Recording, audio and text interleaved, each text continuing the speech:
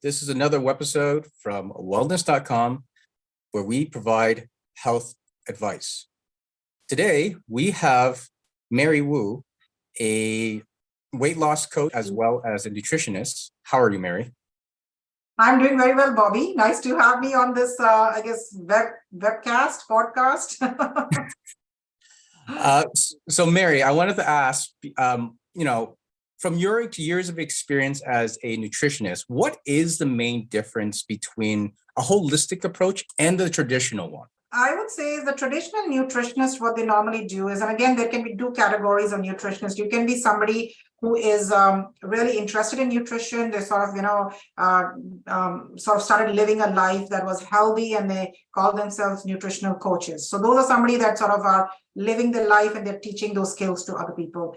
And then you have nutritionists who have actually gone and studied nutrition. So that would be somebody like me. And there are different designations for nutritionists. And normally what nutritionists do is they would be looking at more at your diet. Some of them may even sort of, give you some recipes. They're really looking at the well-being of you. So what is different between them and what I do is the reason why I chose the name of my company as Holistic Wellness is because I think health is not just one component. There are a lot of things that actually combine to become what your health looks like. And I wanted to have a more holistic approach to it, because if you really look at health, sometimes there can be factors like if somebody's going through mental health, correct? Then there is a component of mental health that we need to help them with. Maybe it's counseling, maybe it's psychotherapy. But what it is there are different aspects. There's fitness, there is stress, there is exercise, there is what you're eating, what your lifestyle. So if you can really see, there are so many, I would say, pillars that comprise to form your health. And that's the reason why we need to look at all those aspects in order to have optimal health, correct? So that's the reason why we look at it in more of a holistic way instead of just in a very siloed way. So that's what I would say is holistic nutrition. And my specialization is I actually specialize in medicinal nutrition, which really means is I'm really looking at people who have certain health issues. They've been struggling with it, maybe around medication, and they're looking to actually reverse those health issues, get off medication, and then achieve optimal health. So that's where I focus on. And I've been working with a lot of clients that have metabolic issues like diabetes, high blood pressure, cholesterol, fatty liver, arthritis. And then I do specialize in weight management and autism, because that's very near and dear to me, because I have a son who has autism, and I was able to help him through nutrition to really thrive. What is the most, I guess you can say, the most common health issue that you are encountering in the field? So it would be the diabetes, high blood pressure, and cholesterol. I always call it the trifecta. Literally, I would say if I see 10 clients, I would say around 7 to 8 have one of these health issues. Some people may have 2 of them, and there may be others who have all 3 of them. So these are the most common ones.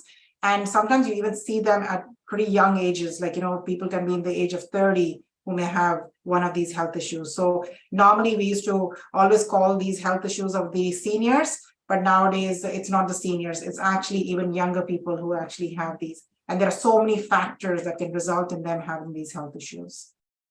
What would you say is the most common factor that at an early age, at 30 years old, from your understanding, is that what do you think is causing it?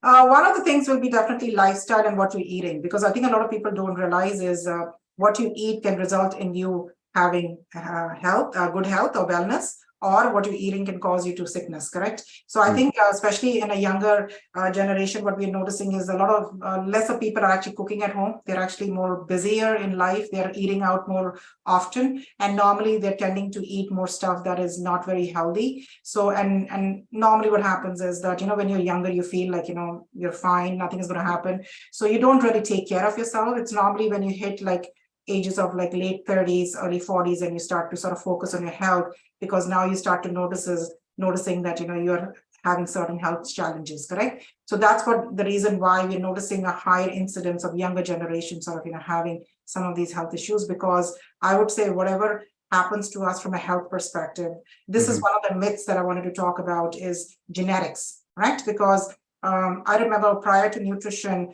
I used to always think is, oh my God, my mom had cancer, my mom has high blood pressure, high blood sugar, I'm going to get it, correct? But then when I went and studied nutrition, I came to know is that only 30% of what happens to you is genetic. The rest of it is all got to do with your own lifestyle, which is actually a great, I would say, good news story. Because if it was the opposite, then all of us would be doomed, correct? So the good thing is that you can actually reverse your health. And I am a living example of that. Prior to nutrition, I was a person who was very, very sick. I used to be in the doctor's office every month with something or the other happening to me. And I was in a position where I was on medication, and I was told by the doctors that I would be on this medication for the rest of my life. So I'm so grateful that nutrition came into my life. I worked with a nutritionist, and after 6 months, I got off medication. So that inspired me to actually go back to school and study what nutrition is all about.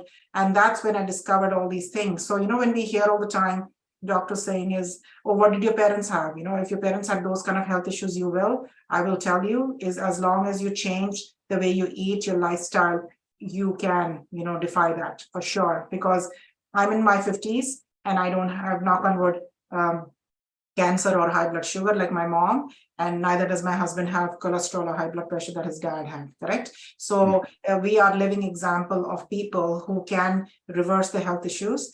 And another thing that I would say is age is no barrier. Like, people come to me and sometimes they'll say is, what, Mary, am I too old to make a change? It's never too old to make a change, because what, the way I look at it is you're better off than yesterday, correct? And every step that you take in the direction of getting better, you can achieve longevity, you can have good health, you can enjoy the quality of your life. So there are a lot of things that nutrition can do that a lot of people don't know about, correct? But the key is, talking to the right practitioner, knowing how they can guide you through the process, making sure they understand the root cause of the issues that you're experiencing, and then working with you to help you achieve success. Are there any, maybe if you were to say the top 3 tips that you can just give someone right off the top of your head, what would the 3 tips be? One is the most important is diet. You have to really look at what you're eating. We are consuming a diet high in sugar, and we're actually eating too much sugar, correct? So that's one of the reasons. So we really have to reduce the consumption of sugar. And the consumption of sugar doesn't mean like just table sugar, correct? It's everything that is in different foods that we're eating, correct? Every food has some form of sugar. So that's what we need to reduce. Secondly is stress. Stress is a big factor, because a lot of people don't realize is when you are stressed, the chemical reaction that's happening in your body is the same thing as if you're eating, correct? And stress is causing a lot of the high blood pressures and those kind of health issues, correct? And third, I would say is the sedentary lifestyle, correct? We are spending a lot of time in front of the computer. We are, I think, spending 7, 8, sometimes 9, 10 hours in front of the computer just sitting. And sitting is the next smoking, correct, nowadays.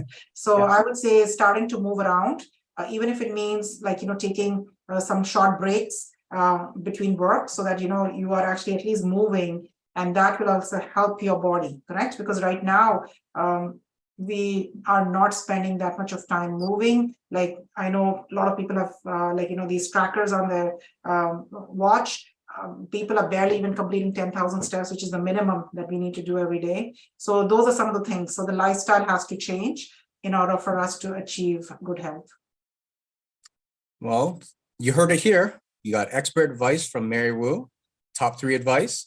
Again, thank you, Mary, for appearing on wellness.com. And make sure to click the link below and for more health expert advice. Thank you.